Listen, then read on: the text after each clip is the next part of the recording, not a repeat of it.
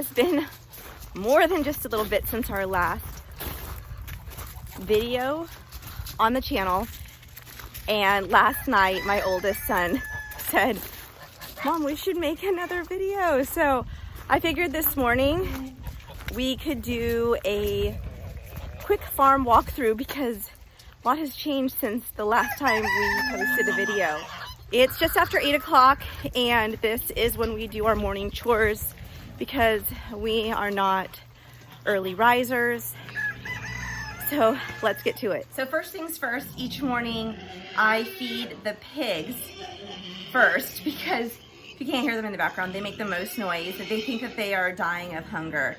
We still have Reba and Willie, which are now quite a bit larger. And we have Matilda, who is our American guinea hog that we were keeping as a feeder. She was set to go to butcher in October, but then she was pregnant. So now we're hoping that we can get Matilda on date to butcher next month. Well, tomorrow is next month. Today's the 31st of December. And because the butcher dates are really, really hard to get in our area. Our steers were supposed to butcher in October as well. And when I called to reschedule because I didn't think they were large enough, I thought maybe we would move them to February or March, and they offered me May. So it's a long time between butcher dates right now. Also, if you see in the background, you may notice Taff. We got horses. So I'll show them to you in this video. Sometimes this whole COVID thing makes you make some crazy purchases, or made us make some crazy purchases. The other thing that's changed since some of my last videos is I'm not fermenting feed right now. When the weather drops and you don't have a warm place to ferment your feed, it doesn't work. And when I want my kids out here helping me, it's too much for them. So we have changed from that for now. We may go back to it in the summertime. Today I have milk for them because another clue, we got a dairy cow and we're getting about 4 gallons a day. So we can't get through it fast enough, even with everything that I'm making. Okay, let's feed these pigs. So much more quiet after they get fed. So here are Reba and Willie. You can, like I said, they are quite a bit bigger. He's pretty huge. Hey, big Willie. There's Reba. She's kind of thinned out a little bit, but we're feeding her extra twice a day to help her put on some more weight. And then here are a few of the piglets that are left. We've sold most of them. So this is Hank. We're keeping him. He's very sweet. And we have castrated him because he will be grown out for meat. And then these 2 little girls with one other, I don't know where she is at. Oh, she's sleeping. They will be going back to our breeder. One of them will be used as a breeder, and then the other 2 will be feeders. The one that she's going to use as a breeder, she's actually making an exchange with us. So we're getting a new breeder that is different lines than our current breeders. And here are some of our newer additions to the farm. This is Miss Millie. She is a 7-year-old POA quarter pony is what we think. She is super, super safe for the kids, but she's also kind of a butt. She doesn't necessarily want to move. She likes to just stand still, and that makes the kids angry because they want her to move. They've just started gaming, so we need a horse that moves a little. So we're gonna do some training. And this is my sweet girl, Miss Bailey. Good morning, Miss Bailey. She is a 12-year-old paint, and got her through a co-worker of my husband, and she has turned out to be pretty amazing. The kids love riding her. She's done really well. I haven't ridden in many, many, many years, and she has been great for me. So we've loved having horses. I say we, myself and the children. Matt, he tolerates them. He thinks they're okay, but as most people, he believes that they're money pits, which they are. But you know, we only have one life, and there should be joy in this life, and sometimes joy costs money. That's okay. What are you doing? Hi, sweet girl. Okay, so we still have Clover. She's due this spring.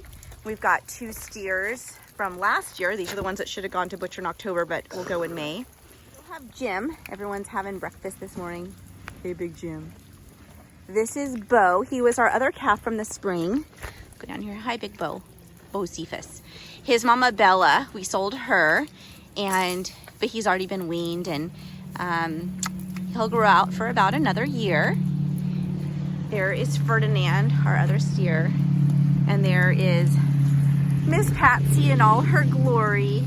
Hey, Patsy girl. She's really beautiful. She's so sweet. She's like a little puppy dog. She does this strange thing with her tongue. I guess it's a Jersey thing. I don't know. It cracks us up every time we see her do that, though. So this is the worst part about where we live. Look at all of this. It's just nasty. Under here, this was all like beautiful 5/8 minus rock. You can even see it kind of out here where the mud is started in. But it seems like it's never ending. That's just muck. All that right there is just muck. So we put in this 5/8 minus kind of a bib, a feeding area for them to stand on. And it's much better than it was last year. Like you can see Jim, he's not standing, you know, knee high in mud. It's just soft. And so I go out here every few days, which is not fun. And I rake it out and basically throw everything out there where you see all of the extra hay sitting there as I'm cleaning it out, just trying to keep it clear. But every year there is a new plan of how to get through the winter months here in Western Washington and deal with the mud. It's gotten a little better each year. Maybe in 10 years it will be seamless. Who knows? This is just a quick glimpse into our morning milking routine. So again, we got Patsy. When did we get her? The end of November? No, in December. I can't even remember. Early, mid-December? I don't know, it's been a few weeks.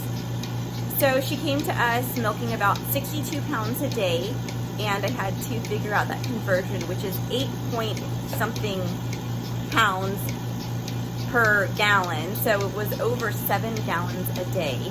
And the first time that I milked her with my machine, she milked so much and so fast that it overfilled the milk tank and it ruined my vacuum pump. So the following morning I had to hand milk her, and I got about 2.5 gallons, but it took me over 30 minutes to hand milk her. And then I hand milked her again that evening, and then borrowed a friend's pump. Yes. So now that's what I'm using. So I have a dear friend who had to put her cow down earlier this year, and she has an amazing simple pulse machine. I love it. They are spendy, so I'm glad that she's letting me borrow it so that I can use it for at least a while before I have to make that investment. But it really is worth it, and we have a great routine down now for cleaning so that it goes by pretty fast, and it's worth the time and effort to use it. I'll do another video, hopefully. Hi, hello. I'll do another video showing our whole milking routine, but not today. So we've just finished up our feeding, and the beginning of this video I was showing you our pigs, and one of the piglets was still in the pig hut, which is totally not normal. When we feed in the morning, they all come running. They are all ferocious, wanting to eat, and it was really strange that she was laying there and not coming out to eat. So I crawled in the hut with her, and she didn't come out. We contacted our breeder, who is obviously very knowledgeable about pigs and Idaho Pasture Pigs, and she said that based on her symptoms, she could have pneumonia, which is really common for pigs this time of year. The temperatures here have been up and down, and the rain has come and gone, and it's just been really erratic. So that was likely what she had. Fortunately, we had some medication on hand that we were able to give to her. We gave her an injection with an anti-inflammatory, and then we're going to contact our vet to see if we can get some other medications to have on hand. We're going to check on her throughout the day and cross your fingers that everything is okay. She does not have a fever right now. We were able to take her temperature. She doesn't have a fever. So I'm just hoping that she doesn't spike a fever later, and she's going to be okay, because we'd hate to lose a piglet. We were just talking this morning. We have a new infatuation with watching The Incredible Dr. Pol. The kids love it. I enjoy it. And actually right now it's been the 12 days of Dr. Pol on TV. So it's just episode after episode. And we were just saying to ourselves how fortunate we are that we haven't had anything major on our farm. We haven't had any scares with calving or I mean, really anything else. So it's been fine. So this is the first thing where I'm a little bit nervous. So I'm hoping that giving her this injection of the anti-inflammatory, keeping an eye on her, she'll perk up, and I'm hoping by later today we see her eating. So again, this is the first video and it seems like forever, but in the next several videos, I'm hoping to show you our new milking routine with Patsy and walk you through a few of the other things that we're doing and some big plans that we have here on the farm. So stay tuned.